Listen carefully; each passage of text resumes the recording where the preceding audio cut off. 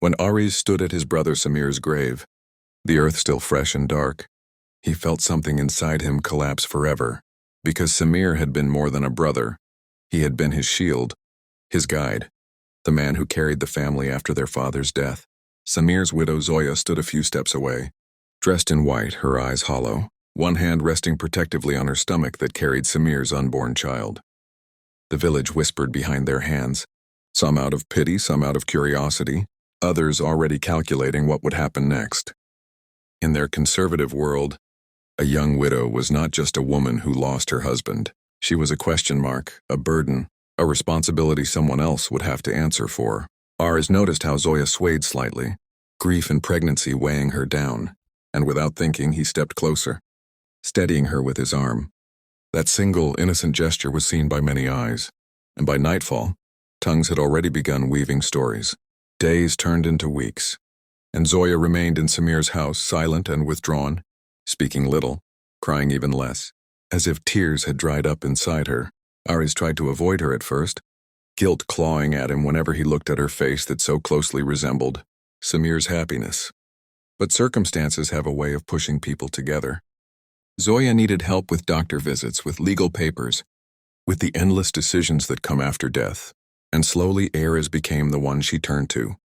He never touched her beyond what was necessary, never spoke a word that could be misunderstood, yet something fragile and unspoken grew between them, an understanding, born of shared loss. The elders of the family soon called a meeting. Their words were wrapped in tradition and concern, but the message was clear. Zoya could not remain a widow forever, not with a child on the way, not with property and honor at stake. The solution they offered was old, familiar, and heavy. Aris should marry her. The suggestion hit him like a slap. Marry his brother's wife? Carry his brother's child as his own? The very thought felt like betrayal. He refused immediately, his voice shaking, his heart racing. But the pressure did not stop. Neighbors whispered. Relatives warned. If you don't take responsibility, someone else will, they said. And that child will grow up without a name. Aris watched Zoya from a distance, saw how she avoided everyone's gaze, how her shoulders curled inward as if she was trying to disappear. One night, unable to sleep, he found her sitting alone in the courtyard, moonlight outlining her tear-streaked face. She did not ask him to marry her. She did not beg. She simply said, in a voice so broken it haunted him, I don't want my child to grow up feeling unwanted. That sentence shattered the last of his resistance. Aris realized that this was no longer about him, or even about Zoya. It was about a life that had done nothing to deserve shame or abandonment. After days of silent struggle, he agreed. The wedding was quiet, almost mournful. No music, no laughter, only obligations fulfilled. People congratulated them. But behind their smiles were sharp eyes watching, waiting. Aris vowed to himself that this marriage would be one of protection and respect. Nothing more. But life rarely follows vows made in grief. As days passed under the same roof, the air between them grew heavy with things unsaid. Zoya avoided his eyes, Aris avoided her touch. Both trapped in a bond neither had chosen out of love. And yet late at night when Zoya woke from nightmares calling Samir's name, it was Aris who sat by her side offering silent comfort. When the child was born, a boy with Samir's eyes, Aris felt something shift inside him forever.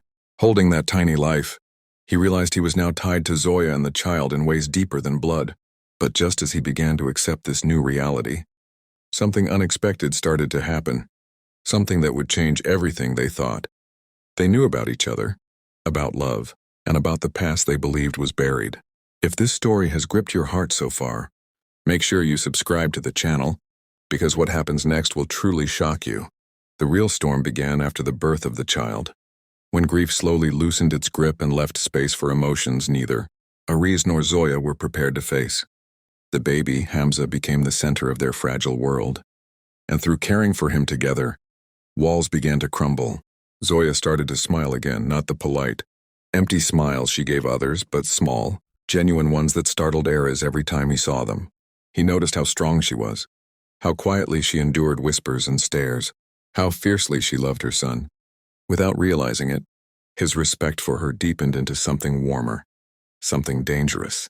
And Zoya, too, began to see Aris differently, not as Samir's shadow, not as an obligation forced upon her, but as a man who sacrificed his own future to protect hers.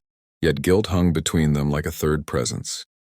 Every time their hands brushed while reaching for the baby, they pulled away quickly as if afraid of crossing an invisible line. The village, however, was not blind. People began to notice the subtle changes. The way Ares lingered longer at home. The way Zoya's eyes followed him when she thought no one was watching. Rumors returned sharper this time. Then one evening everything shattered. A stranger arrived claiming to know the truth about Samir's death. According to him, Samir's accident had not been an accident at all. He hinted at secrets, debts, and a side of Samir no one had known. Ares felt the ground slip beneath his feet as doubts crept in. Zoya too was shaken. Could the man she had loved have hidden so much from her? As pieces of the past surfaced, old wounds reopened, and the bond between Ares and Zoya was tested like never before. In the midst of chaos, Ares made a choice that shocked everyone. He publicly declared that Hamza was his son, not out of obligation but out of love. This act silenced many critics but enraged others who accused him of erasing Samir's memory. Zoya confronted Ares that night, tears streaming down her face, asking him why he was willing to destroy his own reputation for her and the child. Ares finally spoke the truth he had been burying for months. He had fallen in love with her, not as his brother's widow, but as the woman she had become through pain and resilience. The confession terrified them both. Loving each other felt like the ultimate betrayal, yet denying it felt like lying to their souls. The true shock came when Zoya revealed something she had never told anyone, that she, too, had struggled in her marriage with Samir, that there had been distance, secrets, and loneliness long before his death. The realization hit Ares hard. The past was not as perfect as everyone believed. They were not stealing happiness from the dead. They were finding it among the living. Slowly, with honesty and courage, they chose to stop living for society's approval. Ares stood against his own family.